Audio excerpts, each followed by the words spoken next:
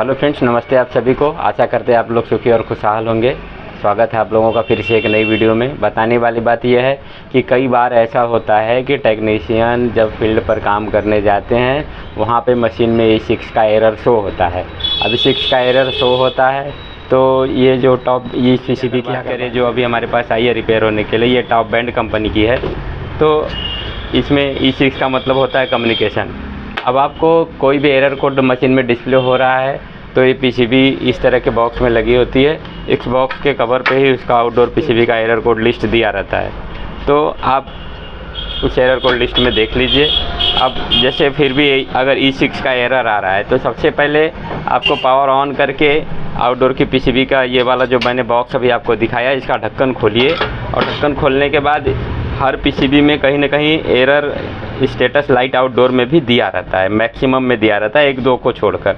तो आप जब भी उसको ऑन करेंगे तो मशीन ऑन हो रही है कि नहीं हो रही है, आउटडोर की PCB ऑन हो रही है कि नहीं हो रही है, ये आपको पता चलेगा। क्योंकि E6 जो कम्युनिकेशन का एरर है ये बहुत सारे कारणों से आता है। आउटडोर की PCB पूरी तरह से ऑन नहीं होगी तो भी आएगा। इससे कम्युनिकेशन सेक्शन में कुछ भी डिस्टर्बेंस रहेगा, चाहे इंडोर के चाहे आउटडोर के। इधर दिखाइए, जूम करके दिखाइएगा। ये दोनों जो कपलर है ये डाटा रिसीव और डाटा सेंड करने के लिए आउटडोर में लगे हुए हैं। इसी तरह से इधर दिखाइए भैया, इसी तरह से इसमें भी PCB के पीछे साइड में लगे होंगे। तो इसमें भी ये दोनों हैं।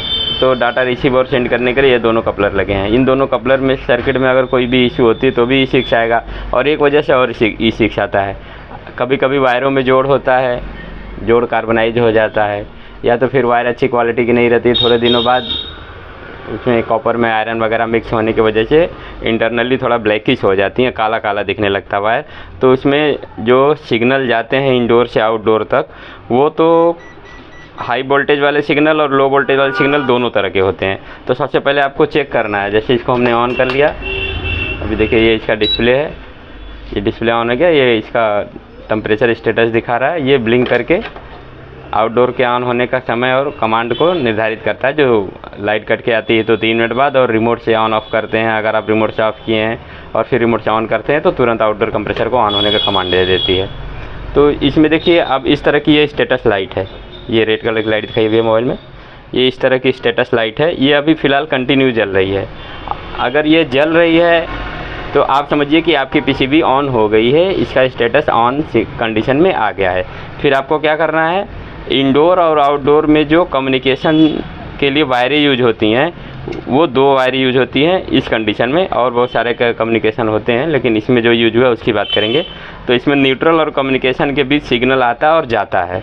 नेगेटिव सिग्नल न्यूट्रल के थ्रू जाता है, पॉजिटिव सिग्नल कम्युनिकेशन के थ्रू आता है।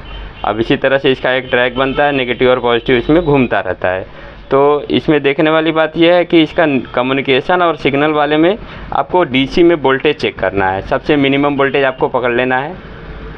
अब देखिए इसमें सबसे मिनिमम वोल्टेज जो है लगभग 7 वोल्ट आ रहा है, 5 वोल्ट आ रहा है, ठीक है। यही आपको इंडोर पर देखना है कि इंडोर का सबसे मिनिमम वोल्टेज क्या है और आउटडोर के ST पे सबसे मिनिमम वोल्टेज क्या है। अगर इंडोर का जो सबसे मिनिमम रेंज वाला वोल्टेज है आउटडोर के मिनिमम रेंज वाले वोल्टेज तक नहीं पहुंच रहा है तो आप समझिए कि बीच में से वायर का ही इशू है और वायर आपको चेंज करनी है।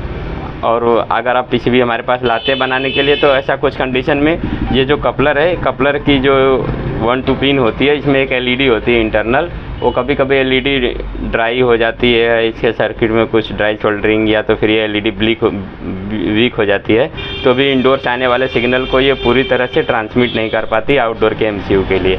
तो अभी इसमें फ़िलहाल हम लोग ये आउटडोर के कपलर दोनों चेंज कर देंगे, इसके सारे कंपोनेंट्स को एक बार रीसोल्ड कर देंगे और आउटडोर पर उनको वायर चेंज करके चलाने के लिए बोलेंगे। क्योंकि अभी यहाँ पे E6 का एरर आ नहीं रहा है और इसके जो कम्युनिकेशन सिग्नल है ये proper indoor to outdoor transfer हो रहे हैं। अभी हम थोड़ा वेट करते हैं कंप्रेसर चलने का, वीडियो करते हैं पॉज कर।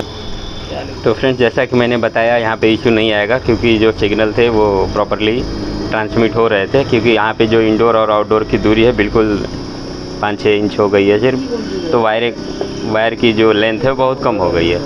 लेकिन वहाँ पे साइड पे फिर भी E6 का एरर मार रहा है ये।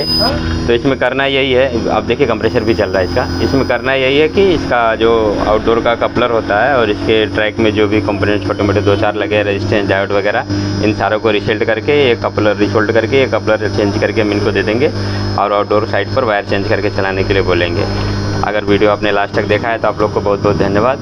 यूट्यूब पर देख रहे हैं तो चैनल को सब्सक्राइब और शेयर करें, और फेसबुक पर देख रहे हैं तो फॉलो करना ना भूलें। आपका सब्सक्राइब, शेयर और फॉलो हमें हिम्मत देता है। हम आपको और अच्छी वीडियो और अच्छे कंटेंट देंगे और अच्छी जानकारी देंगे। Thank you.